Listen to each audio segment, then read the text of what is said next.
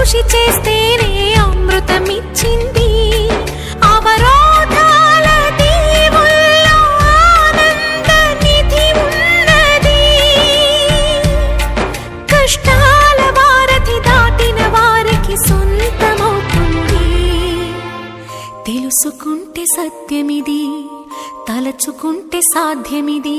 మౌనంగానే ఎదగమని మొక్క నీకు చెబుతుంది.